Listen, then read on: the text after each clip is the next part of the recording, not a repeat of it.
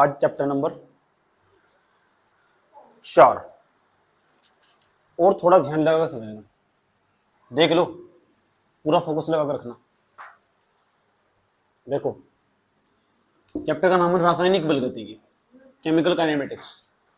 Kinetics कुछ इतना kinematics लिखा हुआ एक मतलब सबका, तो केमिकल काइनेटिक्स काइनेमेटिक्स एक ही मतलब होगा। अब सवाल है रासायनिक बलगति किसे कहते हैं। बहुत मस्त चैप्टर और मेरा फेवरेट चैप्टर केमिस्ट्री के अंदर है। ठीक, मैं से बहुत दिल के साथ पढ़ाता हूँ और दिल से ही पढ़ता हूँ, पता नहीं क्यों, बस कभी कभी चैप्टर तो लगा हो जाए ना तो समझ लो ये चैप्टर ऐसा ही है।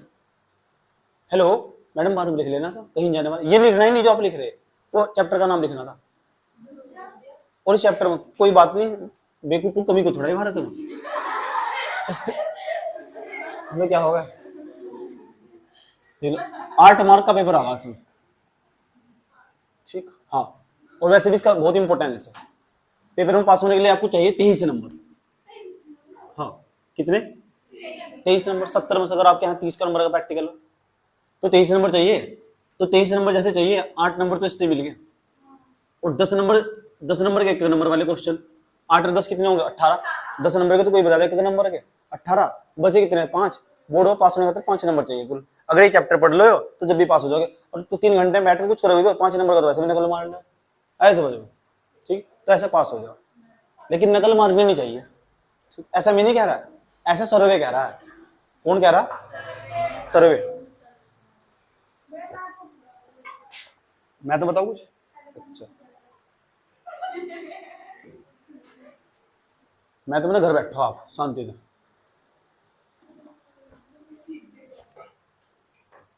अब सवाल है, ये जो चैप्टर होगा क्या इसके अंदर? हो क्या रासायनिक बलगतिकी? हो क्या? क्या हो केमिकल काइनेटिक्स? क्या हो? अच्छा, तो हम तो रासायनिक विज्ञान पढ़ रहे हैं, तो इसका मतलब ये तो बात पक्की है, रासायनिक विज्ञान की शाखा होगी, पक्की बात। डेफिनेशन में लिखना होगा इसका, ये डालकर पहले हेडिंग यही बनाओगे, रासायनिक बलगतिकी। ये ना रासायनिक विज्ञान की शाखा। कैसी शाखा? ब्रांच एक, ऐसी ब्रांच है, ऐसी शाखा जिसके अंतर्गत ना रासायनिक अभिक्रिया की जो दर होती है, उसकी रासायनिक अभिक्रिया की दर पर कौन कौन से कारक प्रभाव डालते हैं उनका अध्ययन करते हैं ऐसी शाखा में, और यही करेंगे। रासायनिक अभिक्रिया की दर अभी पता तो नहीं, बताऊंगा मैं किसे कहते हैं। रासायनिक अभिक्रिया की दर पर पड़ने वाले प्रभाव या कारकों का अध्ययन किया जाता है। कारक क्या दो, ठीक, या प्रभाव क्या दो, उनका अध्ययन किया जाता है। दोबारा फिर समझ लो, रासायनिक जो बलगतिकी होगी ना, वो रासायनिक विज्ञान की शाखा होगी, और ऐसी शाखा होगी जिसके अंतर्गत रासायनिक समीकरण या रासायनिक अभिक्रिया की दर पर पड़ने वाले प्रभाव या कारकों का अध्ययन किया जाता है।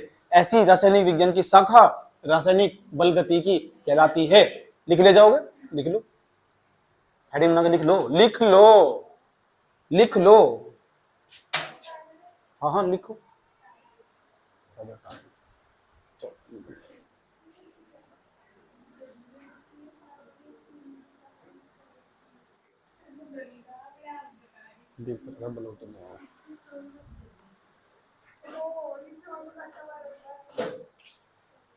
अब पहला सवाल मेरी प्यारे छात्रों सुनो, सवाल नहीं, हेडिंग देख लो। सबसे पहले सवाल है कि ये बताओ हम कि रासायनिक समीकरण और रासायनिक अभिक्रिया किसे कहते हैं? भाई जी ये बताओ ना, कहाँ जा रहे हो आप आगे? ये बताओ कि रासायनिक समीकरण किसे कहते हैं, रासायनिक अभिक्रिया बताओ किसे कहते हैं। पहले रासायनिक अभिक्रिया, लिखना नहीं कुछ समझना, देख लो। रासायनिक अभिक्रिया जहां से लिखना, जहां पेपर मारने वाला सब बता चलूंगा। रासायनिक अभिक्रिया किसे कहते हैं ये भी समझा दो ना आप, जब आप शुरू समझाते हो। अच्छा, रासायनिक इसे इंग्लिश में कहते हैं केमिकल रिएक्शन। केमिकल लोचा नहीं, केमिकल रिएक्शन। ठीक, कोई दिक्कत? Chemical reaction. अब जो केमिकल रिएक्शन हो ना, इसे कभी दूसरा नाम आजकल रासायनिक समीकरण भी दे रहे हैं। रासायनिक समीकरण तो दोनों एक ही सिक्के के पहलू, लेकिन दोनों अलग चीज है। ठीक, रासायनिक अभिक्रिया ही रासायनिक समीकरण क्या हो, रासायनिक अभिक्रिया क्या है? रासायनिक समीकरण। अब सवाल है रासायनिक अभिक्रिया किसे कहते हैं? कभी चाय बनाए हो? चाय, दूध, ठीक, अरे सब्जी तो बनाए होंगे, तो रासायनिक अभिक्रिया के द्वारा ही बनी हो। ऐसा कहीं नहीं है जहां तक तुम्हारी नजर जाएगी हर जगह रासायनिक अभिक्रिया हो रही है, केमिकल रिएक्शन हो रही है। शरीर में कुछ भी अनाप शनाप चीजें निकलती रहती है, वो भी रिएक्शन एक प्रकार का। दवाई रिएक्ट कर जाती है, वो भी रिएक्शन एक प्रकार का। तो क्या होता है रासायनिक अभिक्रिया में? 2 पदार्थ हो गए हमारे, 2 पदार्थ, 2 तो ज्यादा ही पदार्थ भी हो सके, ठीक, वे मिलकर ना एक पदार्थ बनाएंगे, ABC, उसके बाद मान लो एक्स वाई, ये ज्यादा पदार्थ बना सकते हैं। ऐसी रासायनिक अभिक्रिया जिसमें दो या दो से अधिक पदार्थ मिलकर एक पदार्थ या दो या दो से अधिक पदार्थ एक से अधिक पदार्थ बना सकते हैं, ऐसी अभिक्रिया को हम रासायनिक अभिक्रिया कहते हैं। आया समझ? कुछ पदार्थ आपस में मिल जाएंगे, शरबत बनाए हो, शरबत में पहले क्या डाल लोगे बताओ? पानी। पहले तो बर्तन लाओगे, पानी क्या धरती पर डाल लोगे, उसके बाद पहले बर्तन भी ले आए, चलो बताओ अब उसके बाद क्या करोगे? पानी ले आए, उसके बाद चीनी। इंसान को भी तो लेकर आओगे साथ में बिना उसे कैसे होगा? चलो इंसान भी ले आए, चलो बताओ, और बताओ। चीनी ले आए, उसके बाद चीनी खातर पैसे भी चाहिए वो ज्यादा बड़ा प्रोसेस है, समझ लो। मतलब एक बच्चा सरे पड़ा था, उसका कहा, मैंने कहा चलो बताओ चाय बनाओगे, तो वो क्या कह रहा है? ये कह रहा कि गुरुजी चाय तो बनाएंगे। मैंने सबसे पहले क्या करेंगे? तो कह रहा चूल्हे में आग जला मैंने कहा यार तेरा लेवल थोड़ा हाई है। मैंने कहा तू क्लास तो बाहर जा। फिर मैंने कहा चलो, मैंने कहा सब ले आए जो लाना था, बर्तन ले आए। कह रहे बर्तन कितने का लेकर आएंगे? अब क्या करो बताओ ऐसे बच्चों का कौन सा बर्तन ले गए? स्टील का, पीतल का? मैंने कहा भाई चाय बना ले चुपचाप जाएगा। समझ गए? तो दो से अधिक पदार्थ ना जब आपस में मिला देंगे, मतलब महान महान हस्ती पढ़ते चले गए। यहाँ देख लो, ए मैडम देख लो। तो जो पदार्थ तीर के चिन्ह से पहले लिखे जाएंगे ना, इन्हें बोलते हैं अभिकारक। अभिकारक इन्हें बोलते हैं क्रियाफल। क्रियाफल इन्हें इंग्लिश में कहते हैं प्रोडक्ट। Product डगड़ली product. इसका नाम रिएक्टेंट। रिएक्टेंट शादी वाला टेंट नहीं, इसका दूसरा नाम हिंदी में उत्पाद, प्रोडक्ट। ठीक, याद रहेगी बात? क्रियाफल, product, reactant, this is chemical reaction. लेकिन रासायनिक समीकरण क्या हो? केमिकल इक्वेशन, ये भी तो बताना चाहिए। रासायनिक समीकरण, रासायनिक अभिक्रिया क्या? जो अभिकारक हो ना, जब उन्हें हम अणुसूत्रों के रूप में लिख देते हैं, और जो क्रियाफल हो उन्हें जब हम अणुसूत्रों के रूप में लिख देते हैं, तो फिर रासायनिक समीकरण बन जाती है। आ जाओ, उसके निदर्शन करा देते हो तुम रासायनिक समीकरण के। जैसे हमने लिखा हुआ हाइड्रोजन, हाइड्रोजन वैसे तुम हिंदी में लिखते प्लस लगाओ, हाइड्रोजन प्लस आयोडीन मिला दिया, हाइड्रोजन आयोडाइड बन जाएगा। HI आयोडेक्स नहीं, आयोडाइड। हाइड्रोजन में आयोडीन मिला कर हाइड्रोजन आयोडाइड बन जाएगा। जब हाइड्रोजन में आयोडाइड बन जाएगा तो हम ऐसे कह सकते हैं, ये बताओ अणुसूत्र के रूप में लिख दिया। हाइड्रोजन ने लिखा हिंदी में, उसका सूत्र लिख दिया। आयोडीन ने लिखा है, उसका सूत्र लिख दिया। तो यह तो रासायनिक समीकरण हो। जब अभिकारक और क्रियाफल को ना आप उनके अणुसूत्र के रूप में लिख देते हैं, तो वो रासायनिक समीकरण कहलाती है। आजकल ना रासायनिक समीकरण और रासायनिक अभिक्रिया दोनों एक ही चीज हो। आए समझ में? रासायनिक अभिक्रिया को रासायनिक समीकरण कह दो, बुरा नहीं मानती। दूसरी भाषा में ऐसे भी कह सकते, रासायनिक अभिक्रिया का निकनेम रासायनिक समीकरण। कौन सा नेम? निकनेम जानते हो? आए समझ में? जैसे इसका नाम वैसे तो पारसी होगा, और दूसरी भाषा में क्या कहते हैं लोग? पारो। ठीक, इस तरह उतारो, इसे उतारो उतारो उतारो, यहाँ तक नोट करो। यहाँ तक कुछ नहीं लिखना भी, जहां तक लिखना मैं बता दूंगा। अभी बस इतना ही लिखना, इतना फेर कॉपी में इतना ही नोट करना। हाँ, कोई दिक्कत है तुम्हें? बस ठीक है। एक आधा और उदाहरण बताओ। उदाहरण बताओ। H2 प्लस बराबर H2O2 हाइड्रोजन पेरोक्साइड। बड़े तेज हो आप, कुछ ही बना देते हो। जैसे N2 plus 3H2 arrow 2NH3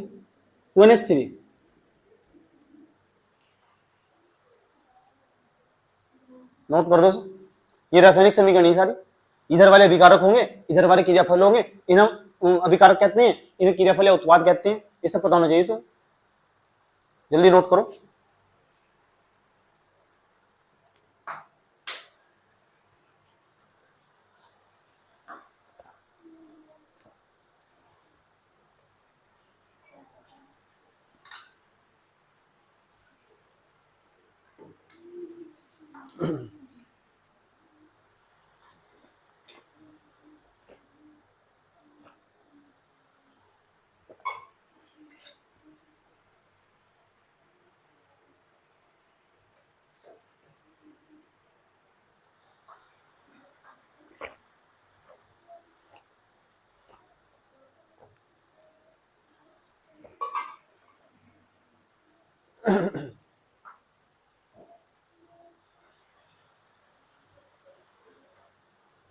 बताओ भाई, इतनी बात समझ में आई कि नहीं आई? कोई प्रॉब्लम यहां तक?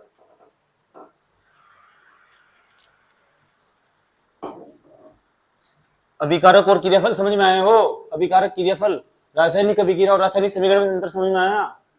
अभिकारक और क्रियाफल को जब उनके ही अणुसूत्रों के रूप में लिख देते तो रासायनिक समीकरण बन जाती है। आजकल दोनों एक ही नाम है, लेकिन समस्या यहाँ नहीं है, प्रॉब्लम यहाँ नहीं है, प्रॉब्लम कहीं और। समस्या क्या हो रहा है, क्या चल क्या रहा है? लिख कितने समीकरण लिख दिए। अब रासायनिक अभिक्रिया ना, समस्या यहां से स्टार्ट होगी। रासायनिक अभिक्रिया भी दो प्रकार की हो। कितने प्रकार की? अब तुम कहोगे भाई जी 10वीं क्लास में तो निम्नलिखित प्रकार की पढ़ी थी, ये बदतमीज। उन निम्नलिखित प्रकार को दो भागों में बांट दो।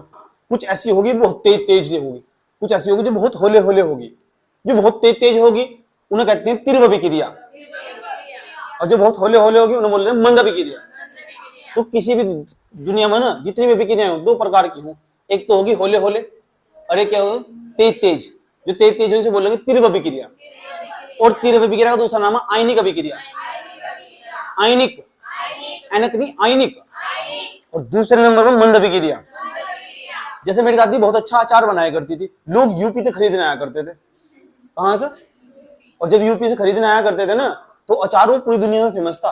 मैंने यूपीएससी क्लास में बहुत बच्चों को बताया, यूपीएससी वाली क्लास में बच्चों को बहुत चिल्ला चिल्ला का बताया। अचार का ना बहुत डिमांड था हमारे यहाँ, बहुत बार बार तक डिमांड था। वो सोशल मीडिया का जमाना नहीं आता, अगर ये तो वीडियो बनाकर डालता ना तो मेरी दादी कभी भी पॉपुलर हो जाती इंटरनेशनल स्तर पर। आया समझ लो, अचार वाली दादी, एक बार खाओगे बार बार आओगे। मतलब इतना मस्त अचार बनाया करते थे। तो आप ये क्यों बता रहे हैं? आप तो अभिक्रिया बढ़ा रहे थे, क्यों बता रहे हैं? मैं अरे भाई मेरे सिर में दर्द नहीं है, ये बताता हूँ। अचार बनाने में 5 मिनट का समय लगा, 1 दिन का, 10 दिन का, 15 दिन का, काफी टाइम लगा। होले होले तो बनाया जा। इसका मतलब अचार बनाना एक प्रकार की मंद अभिक्रिया। आया समझ? दूध से दही बनने में 2 मिनट लगा, 5 मिनट लगा, 1-2 घंटा लगा, या पूरा दिन लग जा? पूरा दिन लग जा। तो धीरे धीरे हो रही है, तेज तेज हो रही है अभिक्रिया। इसका मतलब कौन सी अभिक्रिया? अच्छा, प्यार धीरे धीरे हो या फिर आराम आराम से हो जाए या फिर जल्दी हो जाए? अरे प्यार माँ बाप वाला कह रहा हूं मैं। प्यार के बारे में मतलब मौन हो गए तुम? गौतम बुद्ध से पूछा गया भगवान भगवान है नहीं है, गौतम बुद्ध मौन होंगे? बताया नहीं कुछ। गौतम बुद्ध हो तुम, बताओ। गौतम बुद्ध पूछा गया आत्मा बताओ, आत्मा है क्या? गौतम बुद्ध मौन होंगे? बताओ। तो प्यार धीरे धीरे हो या फिर तेज तेज हो? तो जो आजकल की बच्ची हो ना, आया समझ, उनके लिए तीव्र अभिक्रिया, और जो पुराने वाले थे ना सन 2000 तो जो पहले की पैदाइश है, उनके लिए प्यार एक मंद अभिक्रिया। ये तो इस टाइप के हो, ये कहेंगे हम तो उसके बिना जी ही नहीं सकते, एक ही था लड़कियां, एक ही था, उसके लिए मर जाऊंगी, मिट जाऊंगी, घर वालों को लुटवा दूंगी। मतलब इस तरह का डायलॉग। लड़का लड़का अबे उसमें मजा नहीं आ रहा, दूसरी देखो। तो ये तो पुराने वाला, तो जो पुराने वाला टाइप था जो हमारी परंपरा का था, मतलब हमारी उम्र का था, उनके लिए प्यार क्या था? मंद अभिक्रिया। और आजकल के बच्चों के लिए कौन सी अभिक्रिया? तीव्र अभिक्रिया। एक आया नहीं, एक गया नहीं, दूसरा तैयार बैठी ले हो। आया समझ में?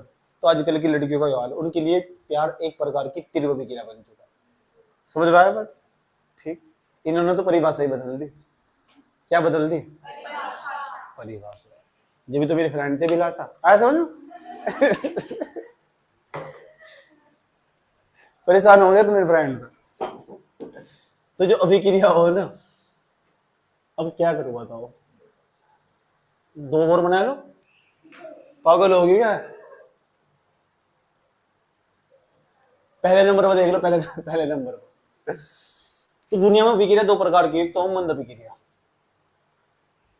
मंद बुद्धि नहीं अभिक्रिया, मंद बुद्धि। दूसरे नंबर पर तिरव। पागल हो गए भाई यहाँ के बच्चे यार, क्या क्या बोल रहे हो? इसे बोलते हैं स्लो, स्लो रिएक्शन। इसे बोलते हैं हटलक, फर्स्ट रिएक्शन। मंद अभिक्रिया, सुन लो, वह अभिक्रिया, इसमें इतना ही लिखना, ऐसा ही डायग्राम बनाना, क्योंकि यहाँ तो पेपर में सवाल आने वाला नहीं है कभी भी, लेकिन पता होना चाहिए मंद अभिक्रिया किसे कहते हैं। वे अभिक्रियाएं, वे अभिक्रिया,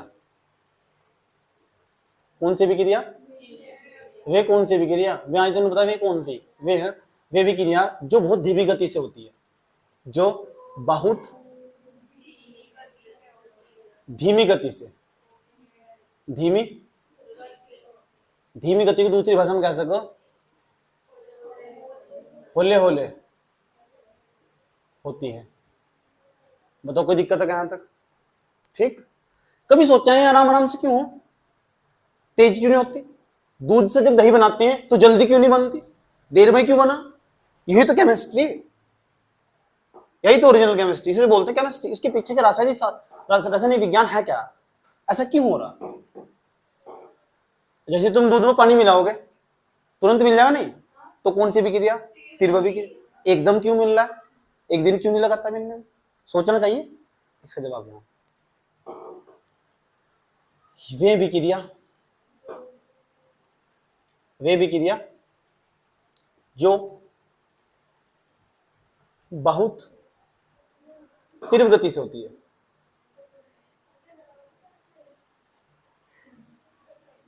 तेज तेज,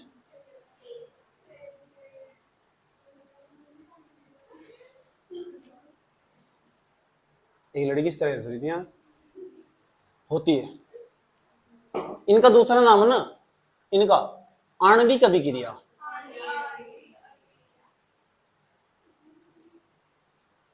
इनका दूसरा नाम है आयनिक अभिक्रिया, आयनिक। ठीक, अब जो मंद अभिक्रिया, मंद अभिक्रिया हो ना, सुनो ध्यान लगाएगा, जो मंद अभिक्रिया धीमी गति से इसलिए हो क्योंकि वह अणुओं के मध्य हो, और एक अणु को ना दूसरी अणु के साथ रिएक्ट करने में टाइम लग जा, अणु बहुत बड़े हो उसके साथ उसे रिएक्ट करने में टाइम लग जा, क्योंकि वह अणुओं के मध्य हो। यहां भी अणु हुआ, यहां भी क्या होगा, अणु होगा, आया समझ में? तो अणुओं को आपस में जाने में ना, उन्हें छोटे छोटे टूटने में टाइम लग जाता, क्योंकि अभिक्रिया अणुओं के मध्य हो, इसलिए इसे आणविक अभिक्रिया कहते हैं, और इसे इसलिए पूरा होने में ज्यादा समय लग जाता। क्यों? क्योंकि ये किसके मध्य होती है, अणुओं के मध्य। लेकिन जो आयन हो ना वो बहुत छोटे छोटे हो, अणु तो बहुत छोटे छोटे हो। बताओ दूध के अंदर चीनी जल्दी घुल जाएगी कि जो बुरा हो जल्दी घुल जाएगा? आया समझ में? क्योंकि उसके अणु बहुत छोटे छोटे बारीक होंगे, आयनिक रूप में होंगे, तो क्या खास, क्या बात है। अब बताओ तुम्हारे घर में मेहमान आए, तुम्हारे घर में जो मेहमान आए तुमने चाय बहुत मीठी बना दी, शायद समझ, पहले तुमने खुद ही किचन में जाकर खुद ही पी के देखी बहुत ज्यादा मीठी बनेगी, ऊपर तो मेहमान है, घर वाले प्रेशर भी डाल ले, तुमने क्या कर दिया, बैठे बैठे उसमें चुपचाप बैठ के पानी डाल दिया तुरंत। ऐसा तुमने कई बार करा?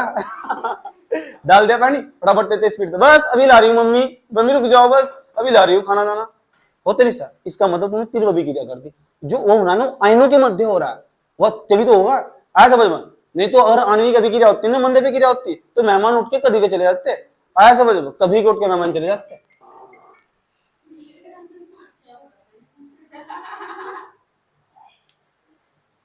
यहां भी आयन है इधर, और इधर भी क्या है, आयन, आयन नहीं आयन। यह अभिक्रिया आयनों के मध्य हो रही, इसलिए इसे आयनिक अभिक्रिया कहते हैं। कौन सी अभिक्रिया? पता लग गया? तो आयन जल्दी घुल जाते हैं और अणु थोड़ा देर में घुलते हैं।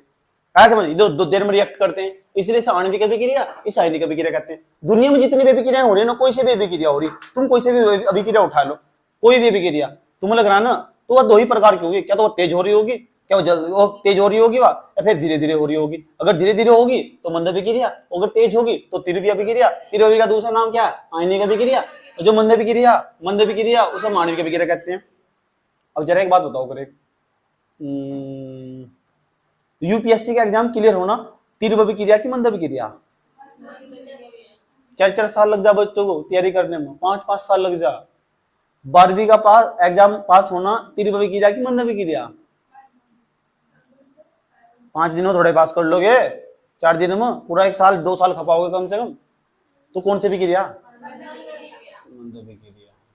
अच्छा, तो बताओ एक इंसान के अंदर अपने प्रति प्रेम पैदा करना हो तो मंद अभिक्रिया की तीव्र अभिक्रिया? तुम्हारे लिए तो तीर होगी, तुम तो नई जनरेशन के आया समझ में। चलो तो आ लो सब पागल कहेंगे। एक सवाल पूछा, उसका भी जवाब अच्छी तरह नहीं दिया।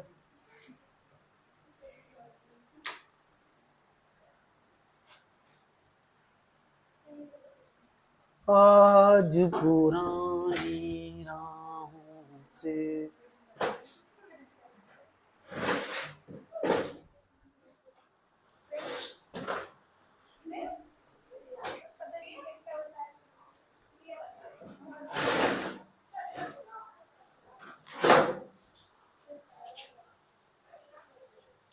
यहां तक बताओ, कोई प्रॉब्लम है क्या?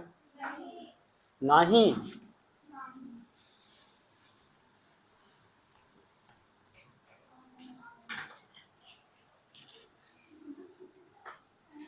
अब हम तुम्हें समझाने वाले बहुत इंपॉर्टेंट चीज, देख लेना अच्छी तरह, क्योंकि इसके बिना कुछ नहीं है जो समझाने वाले।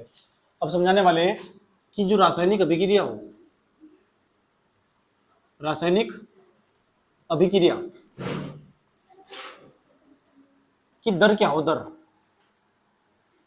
कुछ लोग वेग भी कहते हैं, वेग क्या हो? रेट ऑफ केमिकल रिएक्शन,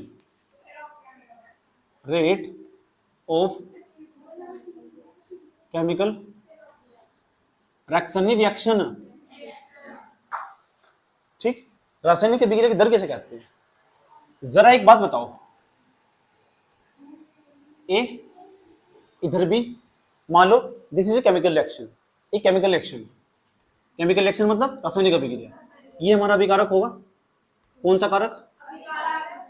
अभिकारक। और इधर वाला क्या होगा? उत्पाद, एक क्रियाफल, क्रियाफल। इधर वाला हमारा क्रियाफल होगा, इधर वाला अभिकारक होगा। अच्छा, इंग्लिश में रिएक्टेंट, इसे प्रोडक्ट कहते हैं।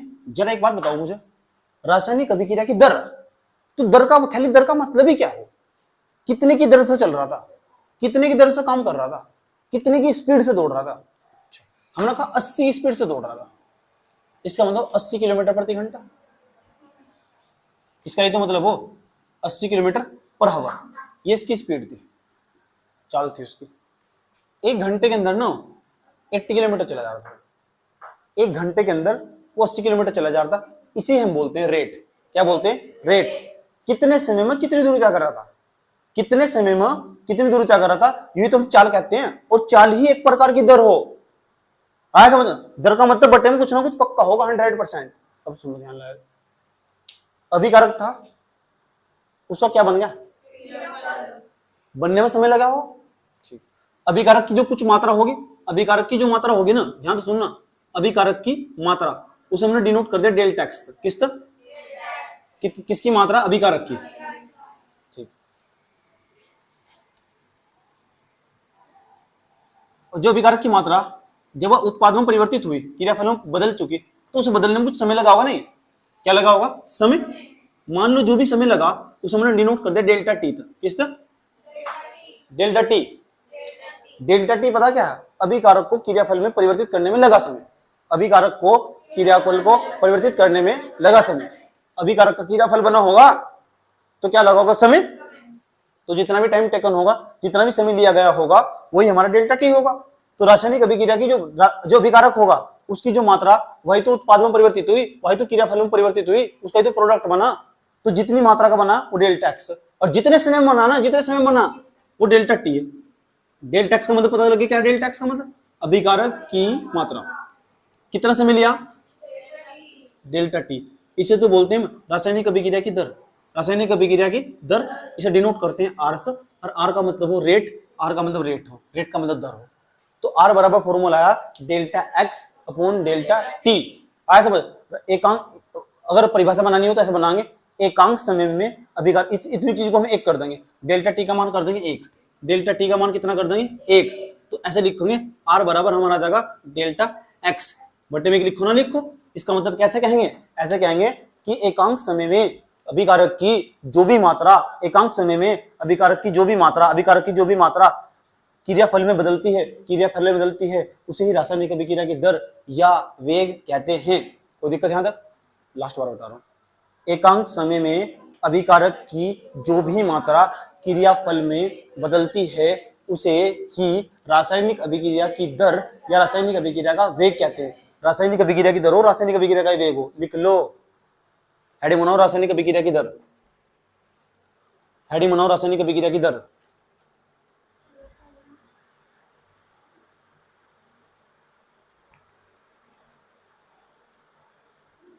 रासायनिक अभिक्रिया की दर लिखो। एकांक समय में, एकांक समय में अभिकारक की जो मात्रा, एकांक समय में अभिकारक की जो मात्रा क्रियाफल में बदलती है, क्रियाफल के ब्रैकेट में उत्पाद, क्रियाफल में बदलती है उसे ही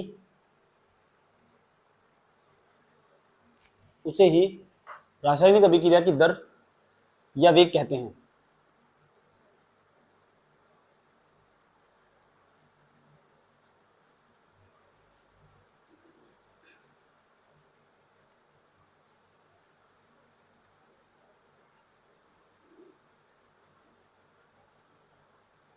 रासायनिक अभिक्रिया की दर या वेग कहते हैं।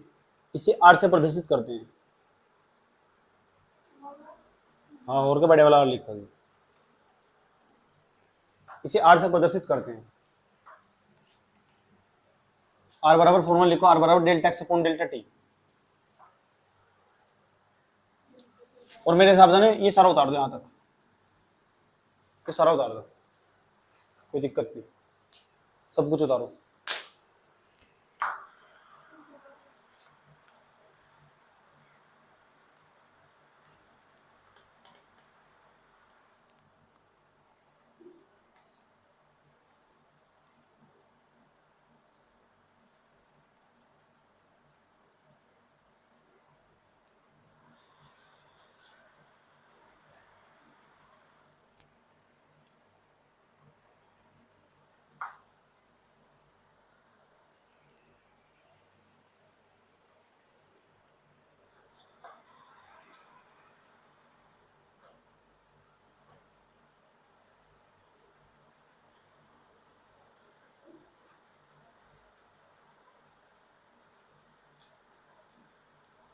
बताओ, इतनी बात समझ में आई कि नहीं आई? ठीक। अच्छा, आयनिक अभिक्रिया और मंद अभिक्रिया उदाहरण नहीं लिखे ना तुमने, ना समीकरण लिखिए नीचे हेडिंग बन। जब फिर कप में लिखोगे ना, उसके नीचे इधर साइड में मंद अभिक्रिया लिखा होता है, इधर आयनिक अभिक्रिया लिखा होता है, उसके नीचे दो दो समीकरण लिख देना। तो मंद अभिक्रिया, मंद अभिक्रिया जो तुम्हारा डायग्राम था पिछले वाला, मंद अभिक्रिया, और एक तरफ क्या था, आयनिक अभिक्रिया। आयनिक अभिक्रिया जिसे हम तीव्र अभिक्रिया कहते हैं। मंद अभिक्रिया के नीचे एक उदाहरण लिखो, उसका number first H2 plus I2 arrow 2HI, ये मंद अभिक्रिया का उदाहरण पहला। दूसरा, एस्टर तथा स्टार्च का जल अपघटन, एस्टर तथा स्टार्च का जल अपघटन, एस्टर तथा स्टार्च का जल अपघटन, एस्टर तथा स्टार्च का जल अपघटन। पहला एस्टर का जल अपघटन लिखो, CH3COO C2H5, C2H5। इसे पदार्थ को हम एस्टर बोलते हैं। एस्टर जिसमें CH3COO आ जाना उसे हम एस्टर बोलते हैं। जल अपघटन करने हो तो जल अभिक्रिया करवाएंगे, इसकी अभिक्रिया करवाओ, तो कितना बन जाएगा, बन जाएगा CH3COOH, CH3COOH, CH3COOH इसके साथ चला जाएगा, प्लस यहाँ बन जाएगा C2H5OH, ये बन जाएगा हमारा। ये हमारा क्या होगा, एसिटिक अम्ल। इसके ब्रैकेट में लिख देना एसिटिक अम्ल, इसके ब्रैकेट में एथेनॉल। ये जो हो ना हमारे, ये मंद अभिक्रिया के उदाहरण है सब।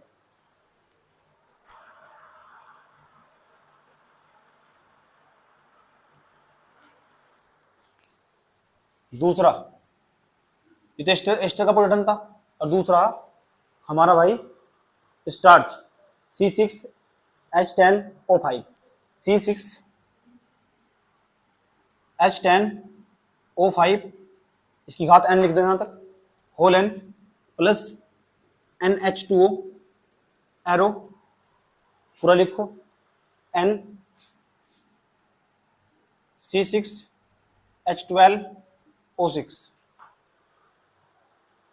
C12H22 वगैरह।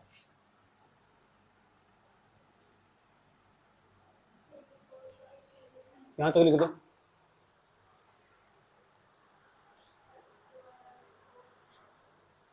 अब जो आयनिक अभिक्रिया थी ना, आयनिक अभिक्रिया, उसके उदाहरण लिखो। AgNO3 प्लस NaCl, एरो का चिन्ह लगाओ तो बन जाएगा NaNO3 NaNO3 प्लस AgCl। इसमें आयनों के मध्य भी क्रिया हुई, इसमें अणुओं के मध्य भी क्रिया हुई। जहां आयनों के मध्य भी क्रिया होगी वो आयनिक अभिक्रिया, जहां अणुओं के मध्य भी क्रिया होगी वहां आणविक अभिक्रिया कहलाएगी। इसके नीचे ना लिख दे स्टार्च, स्टार्च। इसके नीचे लिख देना माल्टोज, इस वाले नीचे माल्टोज।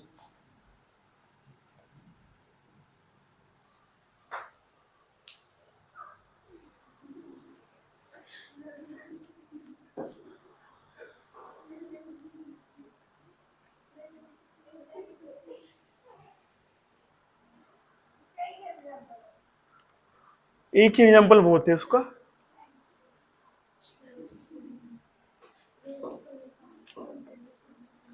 आपके पास बुक होगी ना, घर जाके लिख लेना अच्छे अच्छे वाला एग्जांपल, कुछ मत छोड़ना।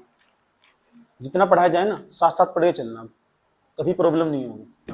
देखो बुक होगी ना तुम्हारे पास, आज ही घर जाके चैप्टर खोल लेना, एक एक लाइन टू लाइन पढ़ते चलना, पढ़ना लेकिन एक ही बुक। समझ में आया? बुक उठा के पढ़ोगे, सही का और गलत समझ में आएगा कि टीचर क्या पढ़ा रहे हैं और किताब में क्या लिखा हुआ, और होशियार बन जाओगे जबरदस्त वाले, जो सा पेपर चाहो वो निकाल लोगे। बुक पढ़नी बहुत जरूरी है, आया समझ में? बुक पढ़नी बहुत जरूरी है, उससे लैंग्वेज डेवलप हो, भाषा शैली का विकास हो।